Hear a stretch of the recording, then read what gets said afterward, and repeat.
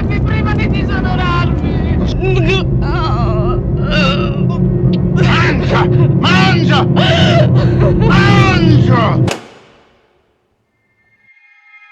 साल था नवंबर 2, 1975। Ostia Italy के एक बीच पर किसी की डेड बॉडी मिलती है।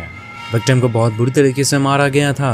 उसके ऊपर मल्टीपल टाइम गाड़ियां चढ़ाई गई थी, उसे लोहे की रॉड से मारा गया था एंड साथ ही में उसकी बॉडी को जलाने का भी ट्राई किया गया था। विक्टिम का नाम था पियर पैसो पैसोलिनी, जो कि एक पोएट, राइटर एंड साथ ही में एक फिल्म डायरेक्टर थे। एंड द रीजन उनको इतनी बुरी तरीके से मारा गया वो थी उनकी final film Salo and 120 days of Sodom, एक ऐसी फिल्म जो डिस्टर्बिंग मूवी हिस्ट्री की one of the most infamous movies में से एक है। एक ऐसी फिल्म जिसे देखने के बाद लोग इसे one of the most disgusting and disturbing movies में से एक रिकमेंड करते हैं। एक ऐसी फिल्म जो बैन एंड सेंसर्ड है काउंटलेस नेशन में, एंड एक ऐसी फिल्म जिसे देखने के बाद लोगों ने उसके डायरेक्टर को ही जान से मार दिया। सो आखिर इस फिल्म के अंदर ऐसा क्या दिखाया गया है? इस फिल्म के अंदर ऐसा है क्या कि लोगों ने इसके डायरेक्टर को ही जान से मार दिया? एंड ट्रस्ट मी, इसके पीछे जो रीज़न है वो काफ़ी ज़्यादा इंटरेस्टिंग है। बट उससे भी ज़्यादा इंटरेस्टिंग चीज़ ये है कि, एंड ये तुम्हें सुन के काफ़ी ज़्यादा अजीब लगेगा, वो ये कि भले ये मूवी इतनी ज़्यादा डिस्गस्टिंग है एंड इतनी सारी कंट्रीज़ में बैन एंड सेंसर्ड है, मुझे ये मूवी काफ़ी ज़्यादा पसंद आई। पार्ट्स ऑफ इट, ठीक है। इस मूवी को सिर्फ लोग इसके शॉक वैल्यू के लिए देखते हैं या फिर अपनी मॉर्बिड क्यूरियोसिटी को सेटिस्फाई करने के लिए। बट इस फिल्म के अंदर जो डिस्टर्बिंग सीन दिखाए गए हैं उन सब का दरअसल एक एक्चुअल डीपर मीनिंग है जो काफी सारे लोग मिस कर देते हैं। बिकॉज अगेन लोग इसे सिर्फ शॉक वैल्यू के लिए देखते हैं और कुछ नहीं। एंड इसीलिए आज मैं ये वीडियो बना रहा हूँ जहाँ पर मैं तुम्हें इस फिल्म की स्टोरी सुनाऊंगा एंड तुम्हें बताऊंगा कि इस फिल्म के अंदर एक्चुअली होता क्या है, including all the messed up parts. And साथ ही मैं तुम्हें उन सारे मेस्ड अप पार्ट्स का एक्चुअल मीनिंग भी समझाऊंगा। एंड साथ ही में हम ये भी पता लगाएंगे कि आखिर पैसोलिनी को क्यों मारा गया था एंड मुझे इस मूवी के अंदर क्या चीजें पसंद आई। सो अगर तुम इंटरेस्टेड हो तो कमरे की लाइट्स ऑफ कर दो, हेडफोन्स लगा लो, एंड अगर तुम लोग खाने पीने की चीजें ऐड करना चाहते हो तो तुम लोग कर सकते हो। ऑल्दो मैं रिकमेंड नहीं करूंगा बिकॉज आज की वीडियो काफी ज्यादा ग्रोस एंड नास्टी होने वाली है। इतनी ज्यादा होने वाली है कि मैं तुम्हें रिकमेंड करता हूँ कि तुम लोग पूरी वीडियो को अपने ग्लासेस लगा के एंजॉय करो। बिकॉज अगर तुम्हें नहीं पता तो मेरा ज्यादातर टाइम अपने स्क्रीन पर ही जाता है, जो कि मेरी आंखों के लिए बिल्कुल भी ठीक नहीं है। सो इसलिए मैं अपने नजदीकी लेंसकार्ट स्टोर में गया था। एंड अगर तुम्हें नहीं पता तो लेंसकार्ट स्टोर के अंदर फ्री में आई चेकअप होता है ऑल ओवर इंडिया, ठीक है। एंड ऊपर से यहाँ पर तुम्हें 500 से भी ज्यादा ट्रेंडी एंड स्टाइलिश फ्रेम मिल जाते हैं। एंड यहाँ पर जाकर मैंने कई सारे फ्रेम्स ट्राई किए थे, जैसे कि aviator, wayfarer and zero power. And अच्छी बात ये है कि यहाँ पर तुम्हें पावर के साथ साथ नॉन पावर में भी ग्लासेस मिल जाते हैं। एंड सीरियसली अगर तुम लोग काफी ज्यादा फोन यूज करते हो या फिर मेरी तरह पूरे टाइम अपने लैपटॉप के सामने बैठे रहते हो तो तुम्हें एक बार लेंसकार्ट में जाकर फ्री में आई चेकअप करा लेना चाहिए। बिकॉज ये सारे डिवाइसेस काफी ज्यादा हार्मफुल ब्लू लाइट इमिट करते हैं, जिसकी वजह से हमारी आंखें खराब हो सकती हैं एंड हमारे सर में दर्द हो सकता है। लेकिन अगर तुम लोग लेंसकार्ट का ब्लू लेंसेज यूज करोगे जो लिटरली 90% ऑफ ब्लू लाइट को ब्लॉक कर देते हैं, एंड इसकी वजह से हमारी आंखें बहुत ज़्यादा सेफ रहती है। एंड ऊपर से लेंसकार्ट पर बाय वन गेट वन का ऑफर चल रहा है, जहाँ पर अगर तुम एक चश्मा बाय करोगे तो तुम्हें एक और चश्मा फ्री में मिलेगा। एंड लेंसकार्ट के थर्ड परचेज पर तुम्हें 60% ऑफ भी मिलेगा। एंड यहाँ पर तुम्हें फ्री में कॉन्टैक्ट लेंसेज भी मिल जाएंगे, लेकिन ये सिर्फ और सिर्फ क्लियर्ड एंड कलर्ड लेंसेज पे अप्लाइड है, तो देखना। एंड साथ ही साथ तुम्हें free progressive lenses and blue screen glasses provide करे जाएंगे हर एक लेंसकार्ट फ्रेम के साथ। सो ये काफी तगड़ा ऑफर है, तो बिल्कुल भी मिस मत करना।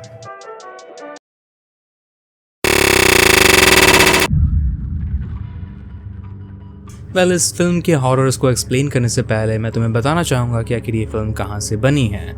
ये पूरी की पूरी कहानी दरअसल एक बुक से इंस्पायर्ड है। बुक का नाम है 120 डेज ऑफ सॉडम, जिसे मार्किस डे सैड ने लिखा है। And if you don't know, Marxist day sad दरअसल वो इंसान है जिसके नाम से सैडिस्ट वर्ड इन्वेंट हुआ है।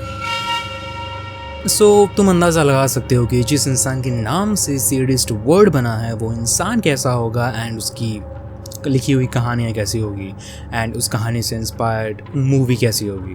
एंड एक और बोनस चीज़ ये कि मार्कस ने किताब तब कंप्लीट की थी जब वो जेल के अंदर सड़ रहा था। एंड अगर तुम्हें एक परफेक्ट एग्जांपल दूँ मार्कस के कैरेक्टर का, तो अभी के टाइम पर एक वेब सीरीज़ है द बॉयज जो काफ़ी ज़्यादा फेमस है। तो उसी के सीज़न 4 में एक एपिसोड है जहाँ पर वो एक टेक नाइट नाम के कैरेक्टर के घर के अंदर चोरी छुपे जाने का ट्राई करते हैं। एंड स्पॉयलर्स अलर्ट, जिसने भी एपिसोड देखा है उसे पता होगा कि टेक नाइट के पास दरअसल एक सीक्रेट रूम था जहाँ पर वो अपनी सो कॉल्ड फेवरेट चीज़ें करता था, ठीक है। एंड उस रूम के अंदर जाने का जो दरवाज़ा था वो दरअसल एक बुक से ओपन होता था। एंड अगर तुमने उस बुक के ऊपर गौर फरमाया होगा तो उसके ऊपर मार्कस डी सैड का नाम लिखा हुआ है। एंड ये इसलिए बिकॉज डायरेक्टर ये बताना चाहता है कि टेक नाइट का कैरेक्टर दरअसल मार्कस से इंस्पायर्ड है। सो अगर तुमने टेक नाइट की फेवरेट चीज़ें उसे करते हुए देखा है तो तुम अंदाज़ा लगा सकते हो कि मार्कस कैसा इंसान था। एंड आई थिंक मैं टॉपिक से बहुत ज़्यादा भटक रहा हूँ, तो back to the film. Movie start होती है जहाँ पर हमें बताया जाता है कि ये पूरी कहानी दरअसल वर्ल्ड वॉर 2 के टाइम की है, जो कि इटली में होती है। जिसके बाद हम 4 मर्दों को देखते हैं जो साथ मिलकर एक कॉन्ट्रैक्ट साइन कर रहे होते हैं। And according to that contract ये लोग दरअसल एक दूसरे की बेटियों के साथ शादी करने वाले हैं ताकि इन चारों की दोस्ती और ज्यादा मजबूत हो सके। Cari amici, sposando le nostre rispettive figlie uniremo per sempre i nostri destini. Lei, Presidente, prenderà in moglie Tatiana, la figlia di Sua Eccellenza. Io sposerò Susi, sua figlia, Presidente. E le mie 2 figlie, Liana e Giuliana, andranno spose rispettivamente a Sua Eccellenza e a mio fratello Monsignore. सो जैसा कि तुमने देखा ये movie बिल्कुल भी time waste नहीं करती है एंड हमारे सामने एक बहुत ही ज़्यादा डिस्कस्टिंग सिचुएशन रख देती है। एंड आई नो कि ये बहुत ज़्यादा मेस्ड अप चीज़ है, बट बिलीव मी ये तो बस शुरुआत है। देन हम लोग कई सारे सोल्जर्स को देखते हैं जो काफ़ी सारे टीनेज बच्चों को ज़बरदस्ती अपने साथ लेकर जा रहे होते हैं। एंड फिल्म में आगे पता चलता है कि ये सोल्जर्स दरअसल इन्हीं 4 लोग के लिए इन बच्चों को किडनैप कर रहे हैं। सो ये 4 लोग आखिर है कौन? वेल इस पूरी फिल्म के अंदर इनका नाम नहीं बताया गया है, इनको सिंपली रेफर किया गया है as the duke, the bishop, the magistrate and the president. So यहाँ पर बेसिकली एक पॉलिटिकल रेफरेंस दिया हुआ है एंड ये रेफरेंस तुम्हें अभी समझ में नहीं आएगा, तो मैं तुम्हें ये सब फिल्म के एंड में बताऊंगा, ठीक है। सो ये 4 दरअसल बेसिकली पॉलिटिशियंस हैं जो काफ़ी ज़्यादा पावरफुल हैं। आई मीन मिलिट्री इनके लिए काम कर रही है तो तुम इनके पावर का अंदाज़ा लगा सकते हो। लेकिन ये लोग पावरफुल होने के साथ साथ काफ़ी ज़्यादा सैडिस्टिक लोग हैं। आई मीन अगर तुम्हें इनके सैडिस्टिक नेचर का अंदाज़ा दूँ तो जब इनके सामने एक लड़की रो रही होती है ये लोग उसे देखकर अट्रैक्ट होते हैं सेक्सुअल। सो मतलब ये लोग काफ़ी ज़्यादा पावरफुल है एंड सन की है, तो ये सब इन बच्चों के लिए बिल्कुल भी एक अच्छी न्यूज़ नहीं है। सो ये लोग इन बच्चों को देखेंगे, परखेंगे एंड अपने फेवरेट वालों को अपने साथ अपनी प्राइवेट प्रॉपर्टी पर लेकर जाएंगे जो कि हेविली गार्डेड होने वाला है। एंड इन बच्चों के पास इनकी बात मानने के अलावा और कोई चारा है भी नहीं, बिकॉज अगर ये लोग भागने का ट्राई करेंगे तो इन्हें ऑन द स्पॉट मार दिया जाएगा। बट फिल्म में आगे जो भयानक चीज़ें बाकी के बच्चे फेस करने वाले हैं, ट्रस्ट में उसे देखने के बाद तुम भी यही सोचोगे कि ऐसे मरना ज़्यादा बेटर था। एनीवेज वहाँ पर पहुँचने के बाद 4 और औरतें इन 4 मर्दों को ज्वाइन कर लेती हैं जो इनकी तरह ही इक्वली डिप्रेव्ड होती हैं। एंड इन औरतों का दरअसल इस फिल्म के अंदर काफ़ी ज़्यादा इंपॉर्टेंट रोल है, वो मैं तुम्हें वीडियो में आगे बताऊँगा कि क्यों। एंड अब कमेंट्स के अंदर कोई भी फेमिनिस्ट आकर ये नहीं बोलेगी कि मर्द हमेशा ऐसे होते हैं, मर्द ऐसा करते हैं, ठीक है। होल्ड ऑन, हम सबको पता है कि फीमेल पेडोफाइल भी दुनिया में एग्जिस्ट करती है। सो आफ्टर दैट वो लोग इन बच्चों के सामने वहाँ के कुछ रूल्स रखते हैं जो इन बच्चों को यहाँ पर फॉलो करने पड़ेंगे। एंड वो रूल्स कुछ ऐसे होते हैं। पहला रूल ये होता है कि ये बच्चे इनके लिए किसी स्लेव की तरह है एंड इनका यहाँ पर सिर्फ एक ही पर्पस है, वो है लिबर्टीन्स को सेटिस्फाई करना। नेक्स्ट रूल ये होता है कि अगर कोई भी मर्द किसी लड़की के साथ प्राइवेट सेक्स करता हुआ पकड़ा गया तो उसका हाथ या पैर काट दिया जाएगा। थर्ड रूल ये होता है कि यहाँ पर अगर ये लोग जरा सी भी रिलीजियस एक्ट करेंगे या फिर भगवान को पूजेंगे तो इन्हें तुरंत ही मार दिया जाएगा। And last and final rule ये होता है कि रोज सुबह 6 बजे इन्हें मेन हॉल में आना पड़ेगा इन औरतों की स्टोरीज को सुनने के लिए। वेल कैसी कहानी है तुम लोग सोच रहे होंगे। सो बेसिकली ये चारों औरतें दरअसल सो कॉल्ड रिटायर्ड प्रोस्टिट्यूट्स हैं, ठीक है, जो हर दिन यहाँ पर आकर अपनी एक सबसे मेस्ड अप कहानी या फिर एक्सपीरियंस इन सबको सुनाएगी जो इन्होंने अपने सो कॉल्ड करियर में फेस की है। एंड इन सब की कहानियां सुनकर ये चारों मर्द उन कहानियों से इंस्पायर्ड होकर वो सेम चीज इन बच्चों के साथ करेंगे in order to experience that same sensation जो इन औरतों के अब्यूजर्स ने एक्सपीरियंस किया था। सो बाकी की पूरी स्टोरी में यही होने वाला है, जहाँ पर हर बढ़ते चैप्टर्स के साथ एक दूसरी प्रोस्टिट्यूट आकर हमें उसकी मेस्ड अप कहानियां सुनाएगी एंड उन कहानियों से इंस्पायर्ड होकर ये चारों मर्द इन बच्चों पर जुल्म करेंगे। एंड आई थिंक मैंने तुम्हें नहीं नहीं पता है कि ये पूरी फिल्म दरअसल चैप्टर्स में डिवाइडेड है, उसके लिए I am really sorry, but ये पूरी की पूरी फिल्म दरअसल चैप्टर्स में डिवाइडेड है बिकॉज इस कहानी को लिखते वक्त मार्कस ने 128 सोडम के साथ साथ डांटेज इन्फर्नो का भी यूज किया था। एंड अगर तुम्हें नहीं पता तो डांटेज इन्फर्नो दरअसल एक ऐसी कहानी है जहाँ पर राइटर हेल के 9 लेयर्स से होकर गुजरता है, जहाँ पर वो हमें हेल के अंदर होने वाली चीज़ों के बारे में बताता है एंड ये भी बताता है कि कैसे हर बढ़ते लेवल्स के साथ हेल बद से बदतर होता रहता है। सो सेम उसी तरीके से पैसोलिनी ने इस मूवी को डिज़ाइन किया है, जहाँ पर हर बढ़ते चैप्टर्स के साथ मूवी और ज़्यादा वाहियात एंड डिस्टर्बिंग होती रहेगी, किसी आइसबर्ग की तरह। जहाँ पर फर्स्ट चैप्टर का नाम था एंटीफर्नो, मतलब हेल का एंटी चेम्बर, जिसके बाद आता है circle of obsession, then circle of shit and finally circle of blood. But first start करते हैं सर्कल ऑफ ऑब्सेशन से।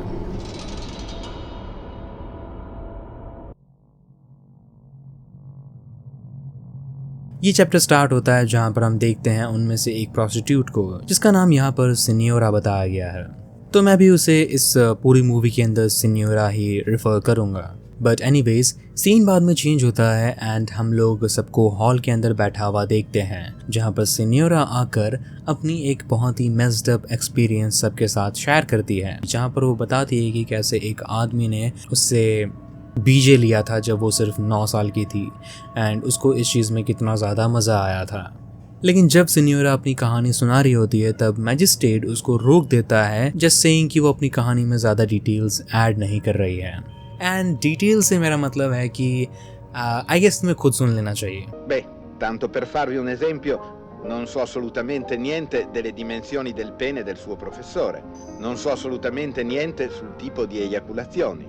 Non so nemmeno se le ha poi toccato i genitali o se l'ha costretta a prenderglielo in mano. Insomma, cara signora Vaccari, un po' più di chiarezza.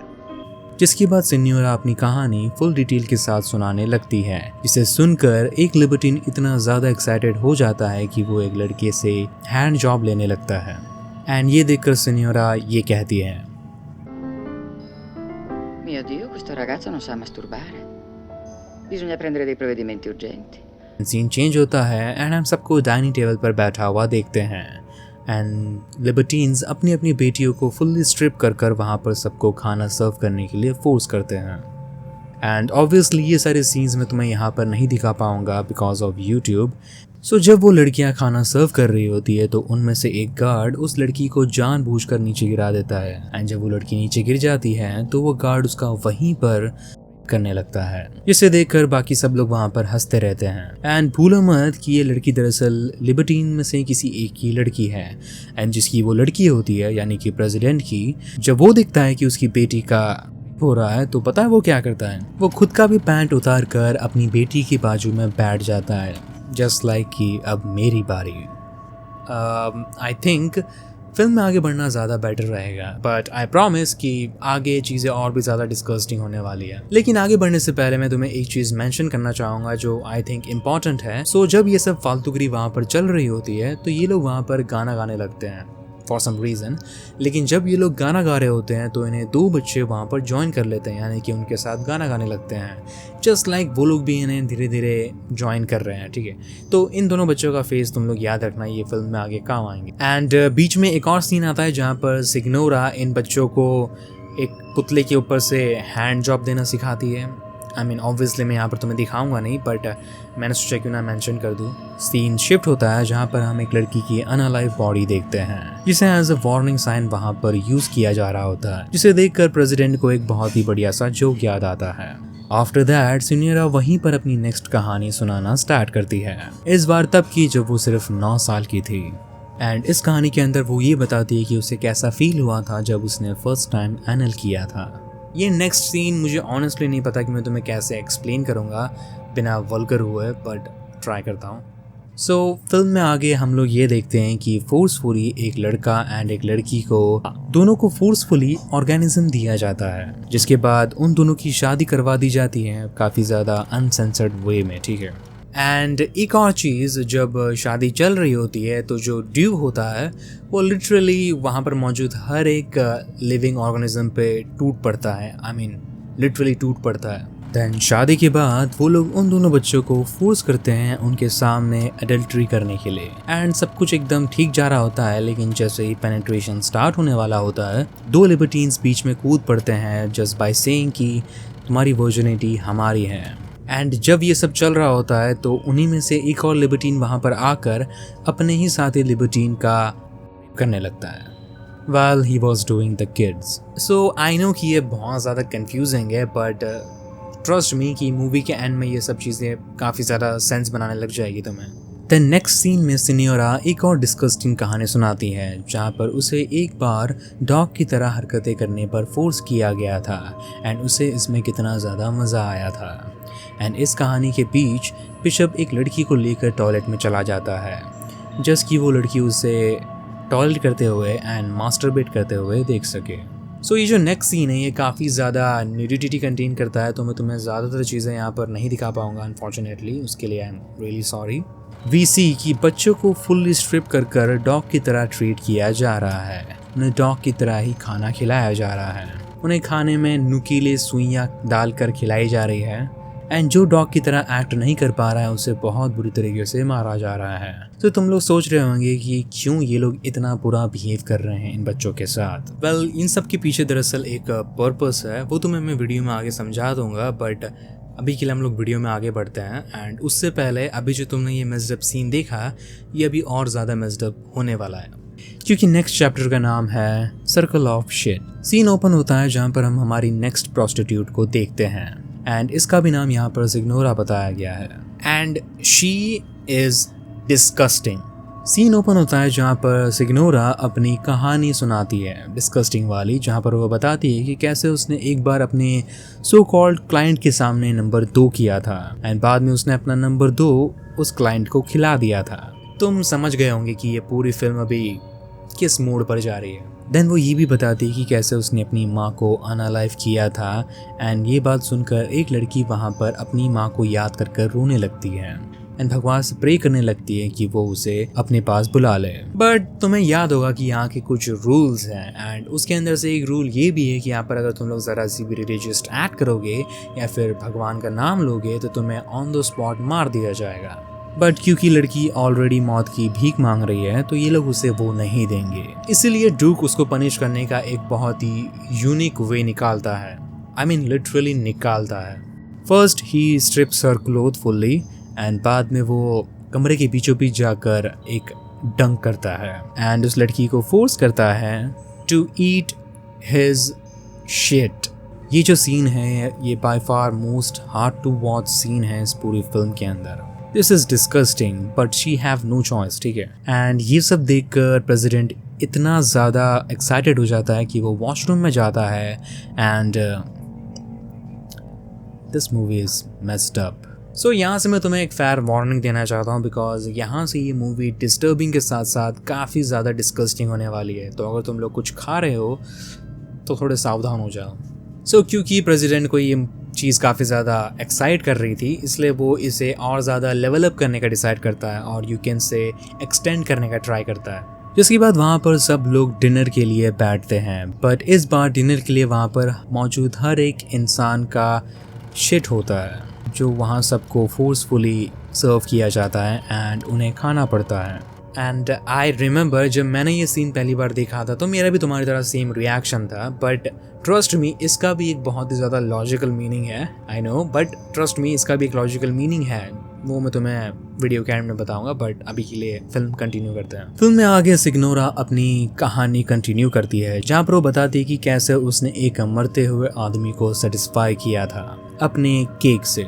And ये कहानी सुनकर Duke इतना ज़्यादा excited हो जाता है कि वो एक लड़की को लेकर वॉशरूम में चला जाता है जहाँ वो उसको फोर्स करता है कि वो उसके मुंह पर पेशाब करे ताकि वो उसे पी सके। जिसके बाद सिग्नोरा एक और आदमी के बारे में बताती है जहां वो कहती है कि एक ऐसा आदमी था जिसे सिर्फ और सिर्फ उन औरतों में इंटरेस्ट था जिन्हें मौत की सज़ा सुनाई गई होती है एंड वो उनके लिए कितने भी पैसे देने के लिए तैयार था। जितनी ज़्यादा उस औरत को सज़ा मिली होगी वो उसके लिए उतने ही पैसे देने के लिए तैयार है। एंड ऐसा वो इसलिए करता था बिकॉज अकॉर्डिंग टू हिम जिस औरत को डेथ सेंटेंस मिला होता है उसका शिट काफ़ी ज़्यादा मज़ेदार होता है। अब फिल्म का फाइनल चैप्टर स्टार्ट हो चुका है, तो यहाँ से ये फिल्म अपनी सारी हदें जो बची कुची हैं उनको भी पार करने वाली है। तो अगर तुम्हें अब तक की वीडियो काफ़ी ज़्यादा अनकंफर्टेबल लग रही है तो तुम लोग बेटर इस पार्ट को स्किप कर दो। सर्कल ऑफ ब्लड स्टार्ट होता है जहाँ पर हम लोग लिबर्टीन्स को दुल्हन की तरह सजते हुए देखते हैं, क्योंकि लिबर्टीन्स अपने अपने फेवरेट गार्ड्स के साथ शादी करने का डिसाइड करते हैं। लेकिन लिबर्टीन्स को बहुत ज़्यादा गुस्सा आता है ये देखकर कि उनकी शादी में कोई भी खुश नहीं है। तो वो लोग सबको वार्निंग देते हैं ये कहकर कि अगर वो लोग नहीं हंसे तो उन्हें पूरा दिन टॉर्चर किया जाएगा। एंड ये सुनकर एक प्रोस्टिट्यूट जो पूरी फिल्म के अंदर बैकग्राउंड म्यूजिक देने का काम कर रही थी, वो अचानक बीच में उतरकर उन बच्चों को हंसाने का ट्राई करती है। सरप्राइज सरप्राइज, आई थिंक ये म्यूजिक वाली प्रोस्टिट्यूट के अंदर इन बच्चों के लिए थोड़ी सी इंसानियत बाकी है। जिसके बाद लिबर्टीन्स अपने अपने फेवरेट गार्ड्स के साथ शादी कर लेते हैं एंड अपनी ज़रूरतें भी पूरी करती हैं, जो मैं तुम्हें यहाँ पे दिखाऊंगा नहीं बिकॉज डिस्कस्टिंग। एंड उस रात को बिशप बच्चों के रूम में जाता है चेक करने के लिए, एंड वहाँ पर एक लड़का अपनी जान के बदले बिशप को एक सीक्रेट बता देता है, एंड वो ये कि यहाँ पर एक लड़की है जिसके पास एक लड़के का फोटो है जिससे वो प्यार करती है। एंड बिशप उसी लड़की के पास जाता है एंड यस उसके पास एक लड़के का फोटो था एंड ये इनके रूल्स के खिलाफ था। अपनी जान बचाने के लिए वो लड़की 2 और लड़कियों का सीक्रेट बिशप को बता देती है। वो ये बताती है कि यहाँ पर 2 लड़कियाँ प्राइवेट सेक्स करती हैं जो अगेन उनके रूल्स के खिलाफ है। एंड जब वो दोनों लड़कियां पकड़ी जाती हैं तो वो लोग एक गार्ड का सीक्रेट रिवील कर देते हैं ये कहकर कि यहाँ पर एक नौकरानी के साथ उनका एक गार्ड प्राइवेट सेक्स करता है। जिसके बाद बिशप बाकी सारे लिबर्टीन्स को लेकर उस गार्ड के पास जाता है जहां वो उन दोनों को रंगे हाथों पकड़ लेते हैं। लेकिन वो गार्ड लिबर्टीन्स को देखकर उनके खिलाफ बगावत का सल्यूट देता है, जिसे देखकर थोड़े टाइम के लिए लिबर्टीन्स भी घबरा जाते हैं, लेकिन बाद में वो उस गार्ड को जान से मार देते हैं एंड साथ ही में उस नौकरानी को भी। जिसके बाद हम नेक्स्ट मॉर्निंग बच्चों को एक लाइन में खड़ा हुआ देखते हैं, क्योंकि आज के दिन लिबर्टीन्स डिसाइड करने वाले हैं कि वो लोग किस किस को पनिश करने वाले हैं। जिसके पास भी ब्लू रिबन आएगा उसे एक बहुत ही ज़्यादा पेनफुल डेथ मिलने वाली है। एंड जो बाकी बचे हुए बच्चे होते हैं वो चाहे तो लिबर्टीन्स को ज्वाइन कर सकते हैं इन बच्चों के टॉर्चर में। हमें रिबन्स का डिस्ट्रीब्यूशन नहीं दिखाया जाता है, बट हम देखते हैं कि कौन से बच्चे बच गए हैं। एंड ये जो बच्चे यहाँ पर बचे हुए हैं इसके पीछे भी एक रीज़न है जो मैं तुम्हें अगेन वीडियो के बाद ही बताऊंगा। देन हम लोग बाकी बच्चों को देखते हैं जिन्हें एक जगह पर बांध कर रखा हुआ होता है। उसके बाद हम एक ग्राउंड का सीन देखते हैं जहाँ पर फिल्म का फाइनल हॉरर होने वाला है। एंड यहाँ पर लिबर्टीन्स बारी बारी से इन बच्चों को पनिश करेंगे, जहाँ एक सबको स्पेक्टेट करेगा जब बाकी सारे एक्सिक्यूशनर की तरह इन बच्चों को पनिश करेंगे। एंड ये इसलिए बिकॉज लिबर्टीन्स एक्सिक्यूशनर के साथ साथ स्पेक्टेटर का भी फन एंजॉय करना चाहते हैं, ताकि वो लोग को कोई भी चीज़ मिस ना कर दे। वो लोग हर एक चीज़ को अच्छी तरीके से एक्सपीरियंस करना चाहते हैं एंड एंजॉय करना चाहते हैं। एंड यहाँ पर मैं तुम्हें मोस्टली चीज़ें नहीं दिखा पाऊंगा because of their extreme and violent nature, but मैं ट्राई करूँगा बताने का कि हर एक बच्चे को क्या पनिशमेंट दी जाती है। फर्स्ट हम देखते हैं ड्यूक की नज़र से, जहाँ पर एक लड़के का कैंडल से पीपी जलाया जाता है, देन एक लड़की का निपल जलाया जाता है। एंड सरप्राइजिंगली इस बीच जो म्यूजिक बजाने वाली प्रोस्टिट्यूट थी वो जब देखती है इन बच्चों के साथ क्या क्या हो रहा है वो अपनी जान दे देती है, क्योंकि इस सब के अंदर उसका भी एक तरीके से पार्ट ही है, तो इसलिए उसे वो ग्रीफ बर्दाश्त नहीं होता एंड वो अपनी जान दे देती है। बट अब इन बच्चों का फेथ एकदम सील हो चुका है, उसे कोई भी नहीं बदल सकता। अब इन बच्चों को वो सब सहना ही पड़ेगा, क्योंकि हम आगे देखते हैं एक लड़के का ज़बान काट दिया जाता है एंड ये सब देखकर ड्यूक सेक्सुअली एक्साइट हो रहा होता है। जिसके बाद हम एक लड़की का गैंग रेप होता हुआ देखते हैं एंड जब वो लोग टोटली सेटिस्फाई हो जाते हैं वो लोग उस लड़की को फांसी दे देते हैं। जिसके बाद POV चेंज होता है प्रेसिडेंट पे, जहाँ पर हम देखते हैं एक नाइफ का यूज़ कर एक लड़की की आंख निकाल दी जाती है। देन एक लड़की का चाकू से रेप किया जाता है एंड एक लड़की का पूरा स्कैल्प निकाल दिया जाता है। देन POV चेंज होता है मैजिस्टेन पर, जहाँ पर हम देखते हैं बिशप बच्चों को हंटर से बहुत बुरी तरीके से मारता है। देन सबके सब वहाँ पर डांस करते हैं। जिसके बाद हम लोग 2 लड़कों को देखते हैं जो आपस में डांस करते हुए एक दूसरे से अपनी गर्लफ्रेंड्स के बारे में पूछ रहे होते हैं। जिसके बाद हमें एक बहुत ही ज़्यादा डिस्टर्बिंग शॉट दिखाया जाता है जहाँ पर ये दोनों लड़के डांस कर रहे होते हैं एंड उस दीवार के पीछे लिबर्टीन्स बाकी बच्चों को टॉर्चर करना कंटिन्यू रखते हैं। जिसके बाद ये मूवी यहाँ पर एंड होती है। नाउ पहली बार देखने पर मेरा भी तुम्हारी तरह ही रिएक्शन था। आई वॉज लाइक मैंने ये क्या देख लिया, ठीक है ये क्या थी, ये कौन सी वाहियात मूवी थी। लेकिन जब मैंने इस मूवी के ऊपर की गई रिसर्च को देखा तब मुझे समझ में आया कि ये मूवी एक्चुअली किस बारे में है एंड ये हमें क्या बताना चाहती है। और बेसिकली ये पूरी की पूरी मूवी दरअसल globalism, consumerism and politics and power के बारे में है। अब तुम लोग सोच रहे होंगे कि कुछ भी ड्रीम तू क्या बोल रहा है, हमने तो यहाँ पर सिर्फ कुछ बच्चों को टॉर्चर होते हुए देखा, इसके अंदर पॉलिटिक्स एंड कंज्यूमरिज्म कहाँ से आ गया। वेल वो चीज़ समझने से पहले तुम्हें समझना पड़ेगा कि आखिर पैसोलिनी ने ये मूवी क्यों बनाई थी। फर्स्ट ऑफ ऑल पैसोलिनी दरअसल एक ऐसी जगह पर पला बड़ा था जहाँ पर कल्चर एंड ट्रेडिशन को फॉलो किया जाता था एंड वहाँ पर फ्रीडम ऑफ स्पीच काफ़ी ज़्यादा अच्छी थी। लेकिन जब वो एक 16 साल के लड़के के साथ रिलेशनशिप में पकड़ा गया तो उसे उसके होम टाउन से निकाल दिया गया। इसके बाद वो रोम आया जहाँ पर वो पोएट, राइटर एंड डायरेक्टर बना। वो सब बात की बात है। लेकिन जब वो रोम में आया तो उसने नोटिस किया कि वहाँ पर बहुत ज़्यादा कल्चर की कमी है एंड यहाँ पर लोग ट्रेडिशंस को फॉलो नहीं करते because of modern society.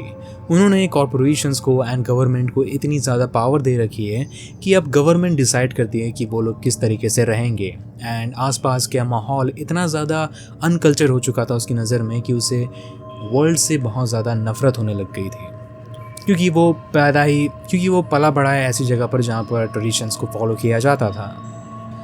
Well पैसोलिनी ने पहले के टाइम पर काफ़ी सारी मूवीज़ बनाई थी जहाँ पर उसने एक ट्रियोलॉजी ऑफ लाइफ नाम की सीरीज़ स्टार्ट की थी जहाँ पर उसने 3 मूवीज़ लाई थी जहाँ पर वो फ्रीडम एंड सेक्स के बारे में बता रहा था।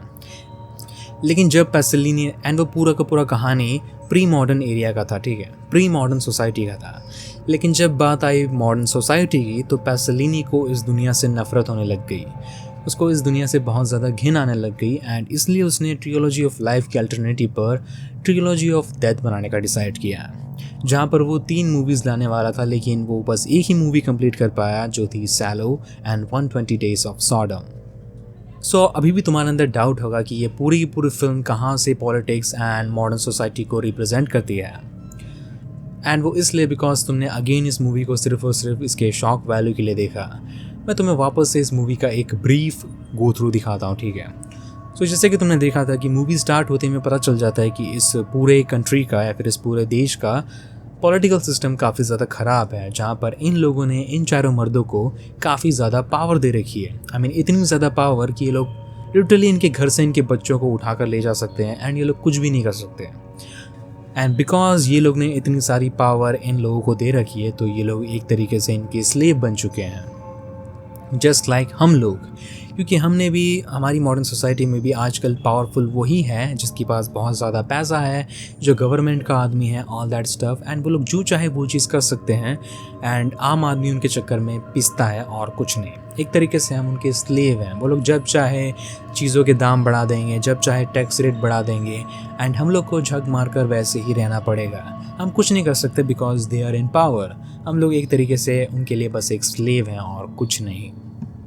एंड जैसे इस फिल्म के अंदर ये चारों मर्द इन बच्चों को किसी सेक्स ऑब्जेक्ट की तरह यूज़ करते हैं अपने आप को सेटिस्फाई करने के लिए, हमारी कॉरपोरेशंस हमें सिर्फ लूटने का काम करती है।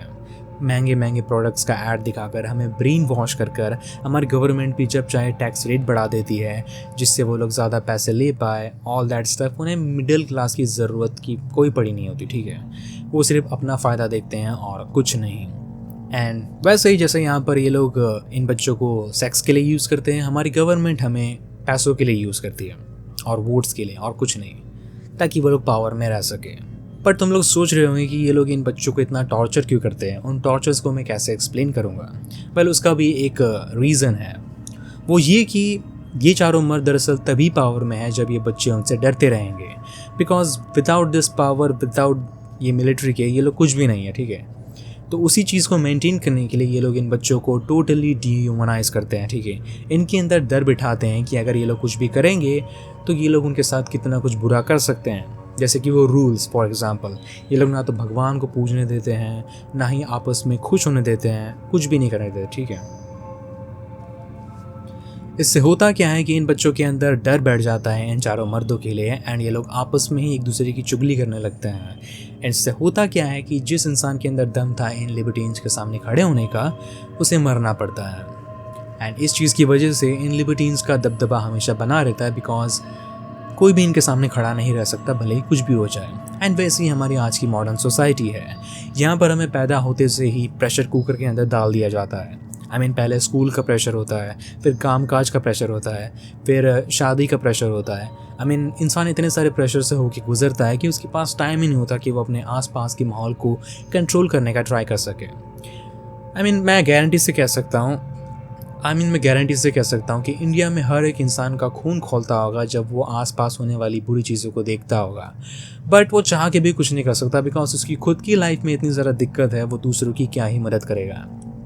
आई नो वो चाहता है मदद करना, बट वो चाह के भी नहीं कर सकता। एंड सेम चीज़ इस फिल्म के अंदर भी है। वो लोग इतना उन्हें परेशान करते हैं कि वो लोग अपने बारे में सोच नहीं पाते। वो लोग एक तरीके से अपने फेथ को एक्सेप्ट कर लेते हैं। जस्ट लाइक अस, हमने अपना ज़िंदगी एक्सेप्ट कर लिया है। हमने जान लिया है कि ये ज़िंदगी ऐसी ही है, ये दुनिया ऐसी ही है। हम उसे बदलने का ट्राई भी नहीं करते हैं। अब तुम लोग ये बोलोगे कि ओके ड्रीम, ठीक है, ये सारी चीज़ें बढ़िया थी, but what about that poop eating scene, उसको कैसे एक्सप्लेन करेगा? वेल, उसका भी जैसे मैंने कहा था एक बहुत ही बढ़िया रीज़न है। वेल, उस पूप ईटिंग के सीन के ज़रिए पैसेलिनी दरअसल फास्ट फूड को रिप्रेजेंट कर रहा था। सो हम सबको पता है कि आजकल की मॉडर्न सोसाइटी में ज़्यादातर लोग सिर्फ और सिर्फ फास्ट फूड खाते हैं, ठीक है। एंड हम सबको पता है कि फास्ट फूड बिल्कुल भी हमारी हेल्थ के लिए ठीक नहीं होता। हम फॉर एग्जांपल डेयरी मिल्क, ठीक है, हम सबको पता है कि उसके अंदर बहुत ज़्यादा शुगर होता है, उसके अंदर पाम ऑयल होता है जो हमारी बॉडी के लिए बिल्कुल ठीक नहीं है, बट स्टिल हम उसे खाते हैं क्योंकि हमें बचपन से ही मैनिपुलेट किया गया है कि कुछ भी मीठा हो तो डेयरी मिल्क खाओ, ठीक है, ये खाओ वो खाओ। ये बड़े बड़े अमीर लोग, बड़ी बड़ी कॉरपोरेशंस हमें हर तरीके से मैनिपुलेट करते रहते हैं, भले वो फ़ोन से हो, टीवी से हो या फिर और कुछ, ठीक है। इसके चलते हमें पता है कि ये चीज़ गलत है, ये चीज़ नहीं करनी चाहिए, ये चीज़ हमारे लिए अनहेल्दी है, हम स्टिल उसे खाते हैं बिकॉज एक तरीके से हम एडिक्ट हो चुके हैं उस चीज़ की। एंड सेम पैसेलिनी ने यहाँ पर दिखाया है। ये लिबर्टीन्स इन बच्चों को फोर्सफुली शिट खिलाते हैं। उन बच्चों को पता है कि उन्हें नहीं खाना है, बट उनके पास कोई चारा है नहीं, इसलिए उन्हें वो शिट खाना पड़ता है। सो ओके, बाकी सारी चीज़ें अच्छी तरीके से एक्सप्लेन हो गई हैं, बट क्यों वो लोग इन बच्चों को एंड में जाकर मारते हैं? वाई? इसके पीछे क्या रीज़न था? वेल, इसके पीछे रीज़न ये था कि पैसेलिनी ये बताना चाहता है कि जो इंसान पावर में होता है वो कितना ज़्यादा बुरा हो सकता है। ये जो चार मर्द हैं, ये लोग पावर रिप्रेजेंट करते हैं, एब्सोल्यूट पावर रिप्रेजेंट करते हैं। एंड ये चीज़ एक बहुत ही ज़्यादा कंसर्निंग चीज़ है। तुम खुद इमेजिन करो, एक इंसान है जिसके पास दुनिया की सारी पावर है, ठीक है, इतनी ज़्यादा पावर है कि वो कानून के ऊपर आ जाता है। इनफैक्ट वो खुद एक कानून बन जाता है।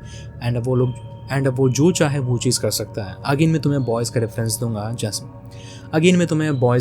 दूंगा जहाँ पर एक होमलैंडर नाम का सुपर हीरो है जो सबसे ज़्यादा पावरफुल है। एंड क्योंकि वो इतना ज़्यादा पावरफुल है तो उसके अंदर एक ईविलनेस अपने आप डेवलप हो जाती है, वो बहुत ज़्यादा बुरा बन जाता है। एंड वो बहुत ही ज़्यादा घटिया चीज़ें करता है अपनी पावर का यूज़ कर। एंड सेम इस मूवी के अंदर है, इन मर्दों के पास पावर है तो ये लोग अपनी सबसे भयानक चीज़ें करते जा रहे हैं नॉन स्टॉप। बट अगेन वो क्वेश्चन है कि आखिर ये लोग इन बच्चों को क्यों मारते हैं एंड इनका पर्पस क्या था इन्हें मारने का? वेल, जैसे कि इस सीन के अंदर बताया जाता है, क्योंकि एक इंसान किसी दूसरे इंसान से सबसे कीमती चीज़ क्या ले सकता है, वो है उसकी ज़िंदगी। एंड ये लिबर्टीन्स भी वही करते हैं बिकॉज इनके हिसाब से एक इंसान को 1000 बार मारने से कोई भी फ़ायदा नहीं है। एक इंसान हज़ारों को मारेगा, उसमें फ़ायदा है। लोग जितनी ज़्यादा जाने लेंगी, इनके मकसद उतने ज़्यादा पूरे होंगे because they are in most powerful thing. तो मतलब जितने ज़्यादा लोगों को वो मारते रहेंगे, उनका दबदबा उतना ही बनता रहेगा बिकॉज वो लोग पावर के नशे में हैं, they are addicted to it. And वो चाहते हैं कि उनके मरने तक वो लोग इस पावर के अंदर रहे। They don't want to lose that thing, okay. And इसके अंदर एक और बहुत ही सैड रियलिटी दिखाई गई है, वो ये कि इस दुनिया के अंदर जीने के लिए तुम्हें इस दुनिया के हिसाब से ही चलना पड़ेगा। फॉर एग्ज़ाम्पल, लास्ट में जो बच्चे बचते हैं वो इसलिए बचते हैं बिकॉज वो लोग भी इन लिबर्टीन्स की तरह टोटली डिप्रेव्ड हो चुके थे। वो लोग भी इन लिबर्टीन्स की तरह एकदम सनकी हो चुके थे। उन्हें भी इन सब से कोई मतलब नहीं था, उन्हें सिर्फ अपनी पड़ी थी। एंड जो बच्चे लिबर्टीन्स की तरह नहीं बन पा रहे थे, जो उनके उम्मीदों पे खड़े नहीं उतरे थे, उन्हें लास्ट में मरना पड़ा था या फिर सफ़र करना पड़ा था बहुत ज़्यादा। एंड वही हमारी सैड रियलिटी है। हमारी दुनिया में भी आजकल सबको बुरा बनना है, सबको ईविल बनना है, बिकॉज हमारी दुनिया बहुत ज़्यादा ईविल है। एंड इस ईविल दुनिया में जीने के लिए हमें भी ईविल बनना पड़ेगा। एंड जो भी अच्छा रहता है, जो भी एकदम सीधा काम करने का चाहता है, जो भी एकदम सफाई से ईमानदारी से काम करना चाहता है, उसे सफ़र करना पड़ता है। सेम एग्जैक्टली इस मूवी के अंदर भी होता है, जहाँ पर जो बच्चे इन लिबर्टीन्स की बात नहीं मानते उन्हें सफ़र करना पड़ता है हमेशा के लिए, तब तक जब तक वो मर नहीं जाते। एंड एक और चीज़ जो इस मूवी के अंदर बहुत क्लियरली दिखाई गई है वो ये कि अगर तुमने लास्ट का सीन अच्छी तरीके से देखा होगा तो तुमने नोटिस किया होगा कि वो पूरा का पूरा सीन दरअसल हमें एज अ स्पेक्टेटर दिखाया जाता है, यानी कि लिबर्टीन्स की नज़र से दिखाया जाता है उससे, ठीक है। एंड ये चीज़ इसलिए बिकॉज डायरेक्टर ये बताना चाहता है कि हम भी इन लिबर्टीन्स की तरह ही है। ऑनेस्टली बताओ तुमने ये पूरी की पूरी मूवी क्यों देखी? क्योंकि तुम्हें जानना था कि इस मूवी के अंदर क्या क्या घटिया चीज़ें होती हैं। तुम्हें इन बच्चों की कोई भी चिंता नहीं थी, तुम्हें इन बच्चों के लिए कोई भी फीलिंग नहीं थी स्टार्टिंग से, ठीक है। तुम्हें बस ये देखना था कि इन बच्चों के साथ क्या क्या बुरा होता है। एंड वही चीज़ एक्सप्लेन करने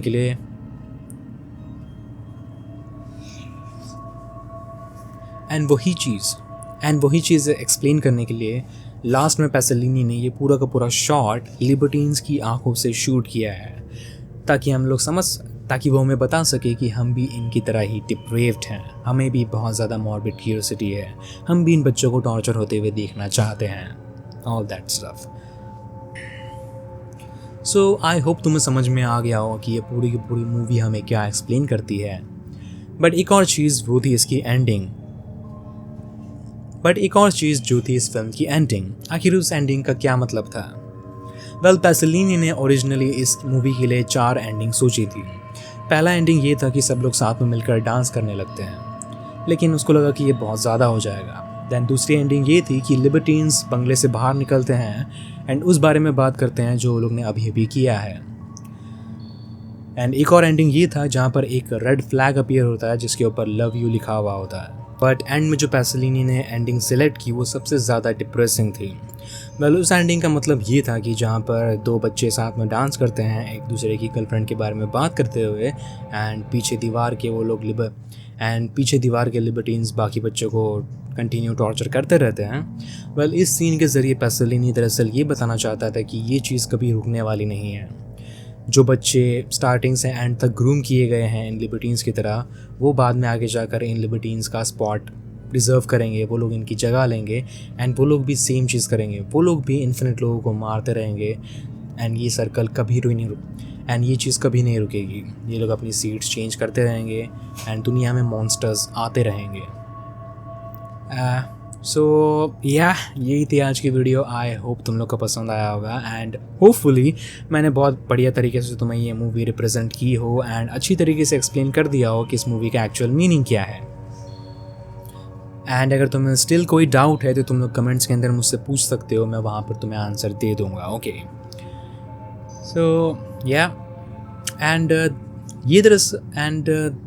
एंड आई नो कि तुम लोग सब डिस्टर्बिंग मूवी का वेट कर रहे हो। मैं डिस्टर्बिंग मूवी के साथ ही एंड आई नो कि तुम लोग सब लोग डिस्टर्बिंग आइसबर्ग का वेट कर रहे हो। ऑनेस्टली उसके साथ बहुत सारी दिक्कतें हो रही हैं, I am trying to fix that. And ये भी डिस्टर्बिंग मूवी आइसबर्ग में ही आने वाला था, बट क्योंकि इसके अंदर इतने सारे डिटेल्स थे तो इसलिए मैंने सोचा क्यों ना उसके ऊपर एक सेपरेट वीडियो बना दूँ। तो आई होप तुम लोग को ये वीडियो पसंद आया होगा। पसंद आया तो लाइक करना एंड कमेंट के अंदर पसंद आया तो वीडियो लाइक करना, ठीक है। एंड अगेन तुम्हें अगर अनसेंसर्ड वर्जन देखना है तो तुम मुझे कमेंट्स के अंदर बता दो, मैं इसका एक अनसेंसर्ड वर्जन रिलीज़ कर दूंगा मेरे जॉइन चैनल पर, ठीक है। बट तब तक के लिए मिलते हैं अगली वीडियो में। बट तब तक एंड मैं थोड़ा और ज़्यादा कंसिस्टेंट होने का ट्राई कर रहा हूँ, ठीक है। होपफुली मैं हो पाऊँ, तो मिलते हैं नेक्स्ट जल्दी ही अगली वीडियो में। तब तक के लिए स्वीट ड्रीम्स।